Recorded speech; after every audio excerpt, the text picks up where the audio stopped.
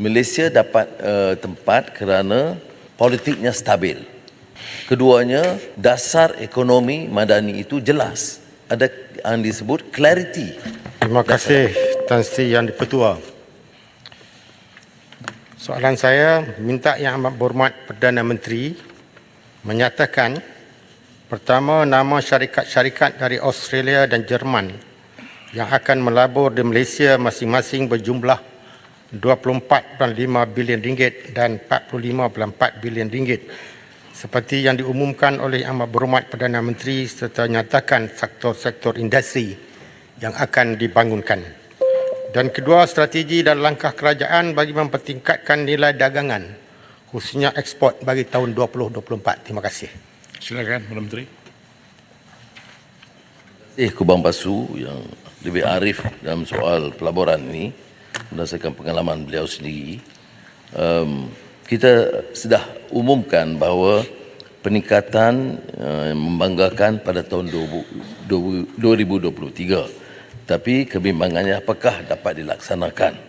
Maka kalau kita lihat Australia 24.5 bilion, apa dia syarikatnya? Air Trunk, NextDC, La Trobe Magnesium, kumpulan Anats, Cochlear dan Lainas. Ya. Dan dia juga melibatkan juga potensi jualan ekspor produk Malaysia ke Australia. Masa kita pergi, kita jual, kita dapat hampir 1 bilion, iaitu 1,962.1 juta itu selesai. Mengenai Jerman, 45.4 bilion ringgit industri tenaga, pembuatan semikonduktor. Dan semikonduktor seperti kita tahu, Malaysia sudah jadi hub yang penting di rantau ini dan diterima oleh kebanyakan negara termasuk Jerman sendiri. Jadi daripada jumlah itu yang besar ialah Siemens Energy, Infineon Technologies, Airbus, Bear Brown, BMW, Nexperia, Xfab dan Delo Chemical. Dan potensi pembelian tambahan dalam konteks kejayaan kita jual ialah 1.4 bilion ringgit daripada syarikat Airbus. Soal yang terkait yang kedua ialah sebelum itu ya, soal semikonduktor seperti yang disebut, Malaysia sekarang mendapat pasaran dunia mencecah 7%.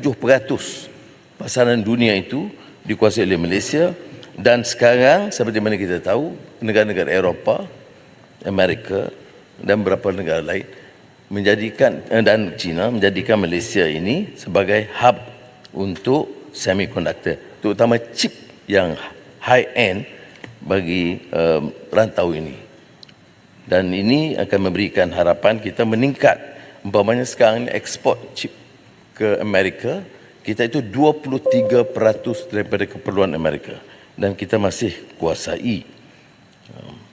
Dan trend peningkatan dari segi prestasi Januari Februari tahun ini memang sangat menggalakkan.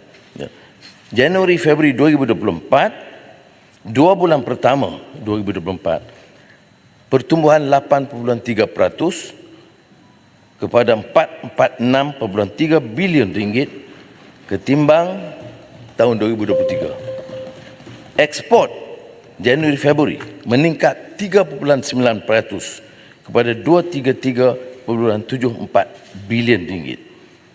Dan ini turut mencatatkan peningkatan tahun ke tahun sebanyak 3.4% kepada 196.75 bilion ringgit. Dan kita selaraskan ini melalui Majlis Pelaburan tentunya dan Menteri MITI dan juga Invest Malaysia Facilitation Center. Seperti mana maklumat kita dapat, yang Muhammad sedia maklum, selalunya kritikannya, kebimbangan syarikat ialah kerana kelewatan kelulusan. Sebab itu disebut ease of doing business. Tapi masih tersangkut.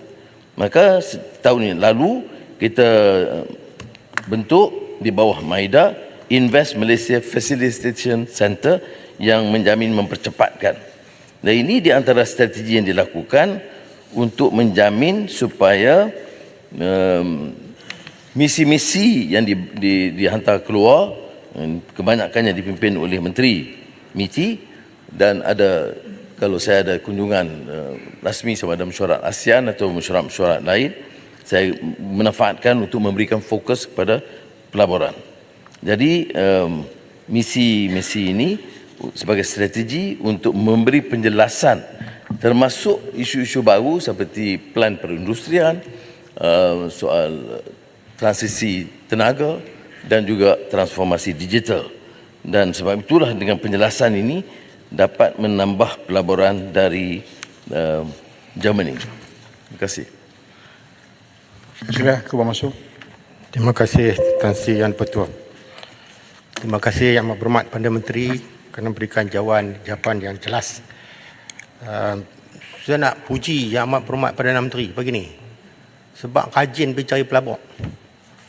Di luar negeri 2 in 1. Dua-dua sekali buat. Kira save cost dan time. Tahniah. Soalan tambahan saya ialah yang Tan Sri Yang Pertua. Minta sikit masa lagi pasal saya nak jelas sebelum saya tanya soalan. Berhubung dengan pelaburan dalam sektor industri pembuatan, khususnya dalam E&E, semiconductor chips. Satu perkara yang amat penting untuk diberikan perhatian ialah talents atau human capital dalam bidang sains dan kejuruteraan. This is our major concern and one of the biggest challenge for the future, dengan izin. Talents untuk bidang ini berkait rapat dengan keperluan anak muda Malaysia memilih aliran khususnya sains tulen, mat tambahan, fizik, kimia dan sebagainya. Sehubungan itu, kerajaan perlu memastikan lebih ramai anak-anak muda Malaysia berminat dan memilih sains di peringkat tingkatan 4. Soalannya, apakah langkah perancangan dan strategi kerajaan untuk mempercepatkan matlamat nisbah mencapai 60-40 sains sastra supaya lebih ramai saintis dan jurutera dalam pelbagai bidang, jurutera E&E, mekatronik, mekanikal, komputer dan sebagainya. Namun sekarang ini nisbah hanyalah 30-70 Yang Amat Berhormat Perdana Menteri sains sastra. Ia mengambil masa yang lama sekurang-kurangnya 6-7 tahun untuk mewujudkan talent ini bermula pada tingkatan 4. Terusnya, kedua, perdagangan Malaysia masih lagi dalam keadaan ups and down bagi tahun 2024, iaitu Januari dan Februari. Setelah mengalami penurunan 7.3% pada tahun 2023. Jumlah perdagangan negara meningkat 3.3% ataupun 211.8 bilion pada bulan Februari 2024, tetapi ekspor jatuh 0.8%, iaitu 111.3 bilion, dan import naik 8.4%, 100.4 bilion ringgit. Trade surplus menurun kepada 10.87 bilion. Ini sebenarnya kita faham mencerminkan fragile state of global demand, dengan izin. Soalannya, apakah langkah kerajaan untuk menangani keadaan ini, dan adakah kerajaan bercadang untuk berbagaikan ataupun diversify pasaran luar negara seperti negara Amerika Latin, Timur Tengah dan sebagainya? Terima kasih Tan Sri Pertua. Terima kasih Perdana Menteri. Silakan, Perdana Menteri. Terima kasih. Bahagian akhir dulu ya, Bung Pasu, iaitu tentang angka yang membimbangkan tahun lalu dari segi pelaburan dan perdagangan. Tapi ini saya telah jawab kerana untuk Januari Februari saya nampak peningkatan yang mendadak, yang peningkatan yang sangat meyakinkan ketimbang mana-mana 2 bulan sebelumnya. Jadi saya tidak sangat risau, walaupun kesan dari politik global, kepincangan di Rusia, Ukraine dan juga Gaza.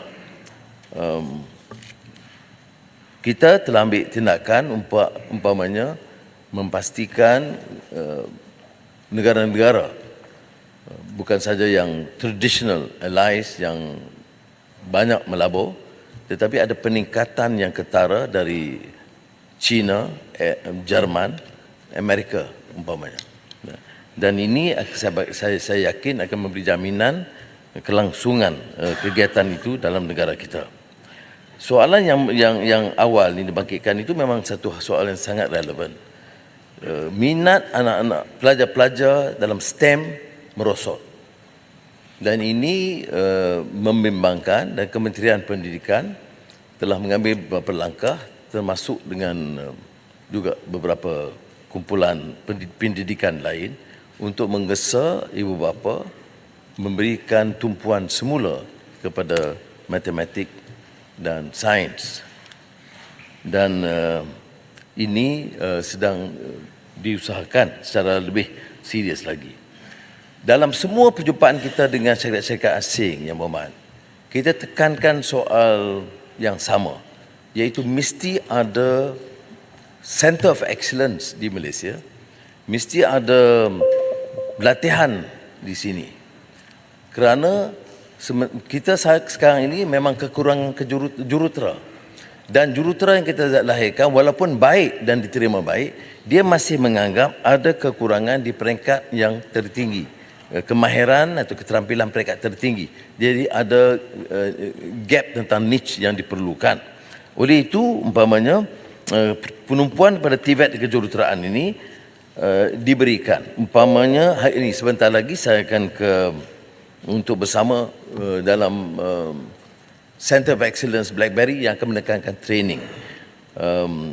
Nvidia umpamanya dalam tentunya satu kebanggaan kita di antara pelaburan besar yang dijalankan di Johor, di high-end AI, Artificial Intelligence peringkat tertinggi, dan untuk itu latihan segera telah kita tetapkan supaya dapat dijalankan oleh syarikat itu sendiri bersama dengan beberapa kerjasama dalam TVET dan universiti tempatan. Semua syarikat seperti Siemens itu mengadakan kerjasama dengan syarikat tempatan. Ya. Geely akan mewujudkan universiti kejuruteraan, dan untuk tahun ini permulaan mengambil 300 jurutera dikirim ke negara China untuk persiapan tambahan. Jadi saya setuju kalau Malaysia tidak lakukan apa-apa yang segera mendesak, kita akan kerugian kerana tumpuan sekarang ini bukan lagi low end industri tetapi high end, dan high end ini atau front itu memerlukan kecekapan yang lebih tinggi daripada yang ada sekarang. Sebab itu saya minta universiti-universiti bermula dengan UTM mengadakan fakulti AI, dan fakulti AI itu harus selaras kegiatan mereka dengan semua universiti yang menjalankan kegiatan AI. Ini untuk memenuhi sebahagian daripada keperluan. Dalam perbincangan kita dengan Siemens, dia terus beritahu kita punyai tenaga mahir, jurutera dan lulusan TVET yang cukup berdisiplin dan cukup baik. Kekurangannya ialah latihan itu tidak memenuhi keperluan tinggi, kemahiran tinggi yang diperlukan. Jadi saya jawab, saya kata boleh tak dia terima beberapa pelajar kita ke sana, ataupun supaya lebih efisien dan murah untuk dipastikan kemudahan Siemens di sini memberi ruang kepada pelajar-pelajar kita terdedah dengan perjalanan syarikat dan latihan in situ. Terima kasih. Sila Syabas. Terima kasih Tan Sri Speaker. Mohon maaf kalau soalan panjang sikit sebab bukan senang dapat Perdana Menteri jawab soalan saya. Pertama saya ingin mulakan dengan mengucapkan tahniah dulu kepada Yang Berhormat Tan Bun dan juga Kerajaan Perpaduan Madani kerana pada tahun lepas kita telah berjaya mendapat 329.5 bilion dalam investment kita, satu pencapaian yang baik dan kalau tidak silap saya adalah pencapaian yang paling tinggi dalam sejarah Malaysia. Maka saya harap Yang Berhormat Tan Bun berikan sedikit perincian, penjelasan bagaimana kita boleh dapat jumlah investment begitu tinggi, satu. Kedua, moving forward, macam mana kita nak memastikan momentum tu kita terus ada untuk pada tahun yang akan datang kita boleh lebih daripada jumlah tu. Dan seterusnya, soalan kedua saya, dengan persaingan yang kita ada di rantau Asia Tenggara ini juga, apakah kelebihan Malaysia untuk kita menarik lebih banyak lagi pelaburan? Dan seterusnya, sekarang kita ada perang perdagangan di antara Amerika dengan China, trade war. Adakah trade war ini akan menjejaskan penumbuhan ekonomi Malaysia memandangkan China dan Amerika dua-dua adalah major trading partner kita, ataupun Malaysia sebenarnya boleh mengambil kesempatan dalam trade war ini? Terima kasih Tan Sri Speaker. Terima kasih. Silakan Pak Menteri. Terima kasih. Kejayaan yang dicapai ini ialah kerana usaha sama MITI, Kementerian Luar, seluruh jentera kerajaan. Itu betul. Ya. Bukan saja ada satu dua kunjungan yang kita lakukan yang cuma menjadi pemangkin kepada perubahan dan peningkatan jumlah pelaburan. Kita akui bahawa Malaysia dapat tempat kerana politiknya stabil. Keduanya, dasar ekonomi madani itu jelas. Ada yang disebut clarity dasar-dasar. Pelabur sama ada domestik atau asing, bila dia nak datang, dia nak tengok jelas atau tidak. Jadi kita ada plan perindustrian yang jelas.